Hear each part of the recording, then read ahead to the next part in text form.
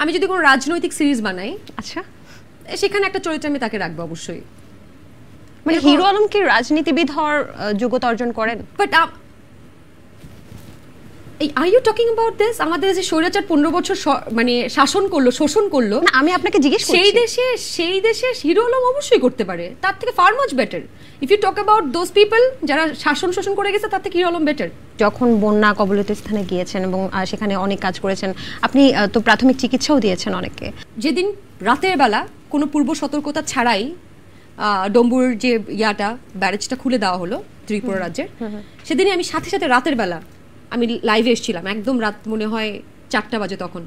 আমি তখনই বলছিলাম যে এই আপনারা যারা সকালবেলা যাওয়ার কথা, তারা প্লিজ এখনই রওনা হন, কারণ যেতে যেতে জিনিসটা খুব হয়ে যাবে। কারণ হঠাৎ করে প্রিপারেশন ছাড়া রাতের বেলা একটা খুলে দেওয়া কোনো কথা না।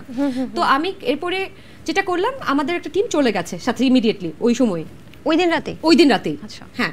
এরপরে আমি আমার মতো করে আমার টাকা, আমার ফ্যামিলি থেকে টাকা দেওয়া হয়েছে, আমার আত্মীয় স্বজন কিছু টাকা দিয়েছে, আমার ফ্রেন্ড সার্কেল কিছু টাকা দিয়েছে। সেই টাকাগুলো অ্যারেঞ্জ করে সুন্দর করে আমাদের কেনাকাটা করে করে আমি তারপর চলে গেলাম। আমি ছিলাম হচ্ছে কি বলে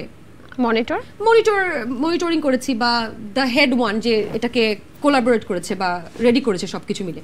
তো একজনকে লাগে তো আপনার, আমি তো যে রেস্কিউ করতে পারবো না অ্যাজ আ উইমেন, এটা সম্ভব না। কিন্তু আই ওয়াজ দেয়ার, যে ভাগ করে দিয়েছি, তোমরা এই কটা নিয়ে এখানে যাবা, তোমরা এই কটা নিয়ে এখানে যাবা। সো দ্যাটস দ্য থিং, যেটুকু আমার দায়িত্ব। এবং রোড ম্যাপিং করাটা, কারণ আমি একটা ভিডিও করেছিলাম, রোড ম্যাপিং করাটা খুব ইম্পর্টেন্ট। কারণ এলোমেলো, আপনি তো চেনেন না ওই জায়গাগুলো ভেতরে, আপনি স্থানীয় একজনকে নিয়ে যদি রোড ম্যাপ করে যান, তাহলে একই জায়গায় সবাই ত্রাণ দিতেও যাবে না, রেস্কিউ করতেও যাবে না। আবার তেল নেওয়ার একটা বিষয় ছিল, কারণ ইঞ্জিন চালিত বোটে কতটুকু তেল লাগে অনেকেই হয়তো জানে না। তো অনেকেই ভেতরে পর্যন্ত যে ফিরে আসার সময় তেল পাচ্ছে না। তো এই বিষয়গুলো পয়েন্ট আউট করে, খুঁজে বের করে, আমাদের টিমকে অর্গানাইজ করে, আই ওয়াজ অর্গানাইজার। আমি ওখানে গিয়েছিলাম ফেনীতে, এবং ভেতরের দিকে একদম লক্ষ্মীপুর, কমলনগর, পাগলার চর, ওই পর্যন্ত ত্রাণ যাই নাই তখন পর্যন্ত, আমি যখন যাই, কারণ সবাই ভেতরের দিকে যাচ্ছিলই না। হ্যাঁ, ওখানে ত্রাণ যাওয়াটা ইম্পর্টেন্ট ছিল। So I was there for ত্রাণ। বারবার বলছি, আমি ওই উপহারগুলো দেওয়ার জন্য আমি ওখানে আমি গিয়েছিলাম, আমি ওখানে রেস্কিউ করতে যাইনি। সো এইটা একটা পয়েন্ট যে বলছিলেন যে অনেকে রেস্কিউ করতে, মানে একটা কিন্তু ভাইরাল হয়েছে রিসেন্টলি, যে একজন কন্টেন্ট ক্রিয়েটর যার আসলে দুর্ভাগ্যবশত দুটো হাত নেই, আমি অবশ্যই তার প্রতি সহমর্মিতা প্রকাশ করছি। তিনি যখন রেস্কিউ করতে গিয়েছিলেন, এটাও শোনা গেছে যে তিনি নৌকা থেকে পড়ে গিয়েছিলেন, তাকে রেস্কিউ করতে আরো দুজনকে লেগেছে। আমার মনে হয় এত অতি আবেগী, আমরা বাংলার তো অতি আবেগী, এত অতি আবেগী হয়ে আপনি যেটা পারবেন না সেটার চেষ্টা করা দরকার নেই। একটু ব্যক্তিগত প্রশ্ন, 17ই জুলাইয়ের দিকে আমরা দেখেছি যে আপনার প্রোফাইল কালো করেছিলেন আপনি, তো সেই সময়টা কিন্তু ছাত্র আন্দোলন প্রায় শুরু হয়ে গেছে। আপনি 17 জুলাই আমার স্ট্যাটাস দেখেছেন? হ্যাঁ, একদমই আপনি স্ট্যাটাস দিয়েছিলেন, বলেন তো। ছাত্রদের উপর যে এই যে হামলা করা হয়েছে, এটা আপনি মোটো এটা করতেছেন না?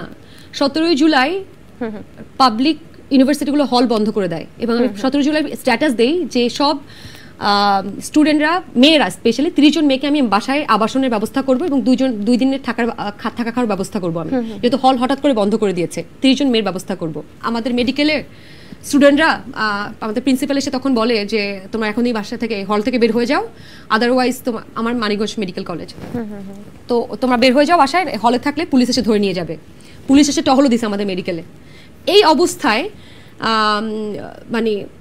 এই অবস্থা আমার মনে হচ্ছিল নৈতিক দায়িত্ব টু গিভ আ স্ট্যাটাস, যে আমার বাসায় আমি মেয়েদেরকে অ্যাটলিস্ট দেবো। আমি মেয়ে মানুষ, আমি অবশ্যই ছেলেদেরকে এসে বাসায় আমি আমার দিতে পারবো না, এটা আমার অপারগতা, আল্লাহর কিছু তো কমতি দেয়, ক্ষতি হওয়ার সম্ভাবনা তো ছিল। আমি বলছি 18 তারিখে তো পুরো বন্ধ। আমি 17-18 তারিখে আমি কিন্তু রাস্তায় ছিলাম, আমি জানি না ভিডিও দেখেছেন কিনা আপনি। আমার সামনে একটা ভিডিও বারবার ডিলিট করে দেওয়া হতো, যে আমার সামনে গুলি খেয়েছিল 3টা ছেলে, ব্লাড দিয়ে ভরা, এটা ভায়োলেন্ট কন্টেন্ট করে রিপোর্ট করে বিভিন্নভাবে আমার ফেসবুক পেজে চলে গিয়েছিল। ডিজি রেস্কিউ করে একটা পেজ আমার ফেসবুক পেজ সেভ করছে। সো 18 তারিখে বন্ধ হওয়ার পরে, ইন্টারনেট বন্ধ হওয়ার পরে, আমি আমার প্যারেন্টসের সেফটির কথা চিন্তা করে আমাকে হোটেল থাকতে হয়েছিল। আচ্ছা, কারণ আমি বাসায় থাকা আমার প্যারেন্টসের জন্য ইনসিকিউর ছিল। আমি আমাকে নিয়ে খুব একটা ভয় পাই না। আর ওই 30 জনকে কি জায়গা দেওয়ার? 30 জন না, কয়েকজন এসেছিল, 30 জন আসেনি। আচ্ছা, তো তারা ছিল, আমাকে আমার বাসা থেকে চলে যেতে হয়েছিল 18-19 তারিখের দিকে, বিকজ আমার আব্বু আম্মুর লাইফ থ্রেটে ছিল। আমি বললাম না, আমি সবসময় আমার কোনো ভয় টয় এগুলো আমি কেয়ারই করি না এগুলো আসলে। হ্যাঁ, আই ডোন্ট কেয়ার। হায়াত তো আল্লাহর হাতে। আমার যদি মৃত্যু লেখা থাকে, ওই রাস্তায় গুলি খেয়ে মরা থাকলে ওই 18 তারিখে আমি মরে যেতাম রাস্তায়। মুগ্ধ যেদিন ছিল, আমরা উত্তরাতে তো ওখানে, সেখানে ছিলেন উপস্থিত? হ্যাঁ, উত্তরায়। আপনি ভিডিও দেখেননি বোধহয়, আমার না, আমি ফেসবুকে আসলে দেখা ফলো হয়নি। করেননি আচ্ছা। তাহলে হয়তো। তো ভিডিওটা আছে, দেখে নিতে